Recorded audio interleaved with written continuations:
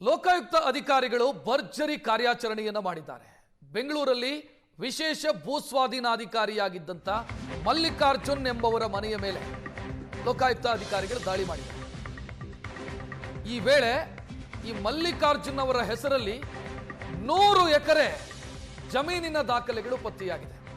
ಅಂದ್ರೆ ಅವರು 100 ಎಕರೆಯಷ್ಟು ಜಮೀನು ಹೊಂದಿದ್ರು, ಕೃಷಿ ಭೂಮಿಯನ್ನು ಹೊಂದಿದ್ರು.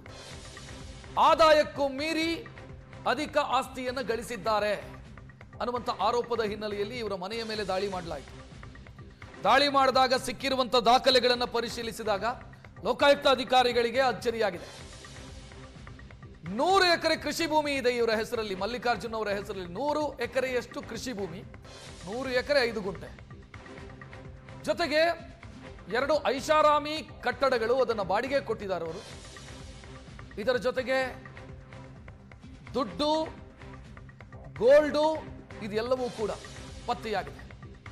ಅಪಾರ ಪ್ರಮಾಣದ ಆಸ್ತಿ ದಾಖಲೆಗಳು, ಕಂತೆ ಹಣ,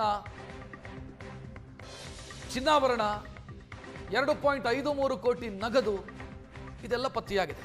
ವಿಶೇಷ ಭೂಸ್ವಾಧೀನ ಅಧಿಕಾರಿಯಾಗಿ ಕೆಲಸ ಮಾಡ್ತಿದ್ದಾರೆ ಮಲ್ಲಿಕಾರ್ಜುನ್.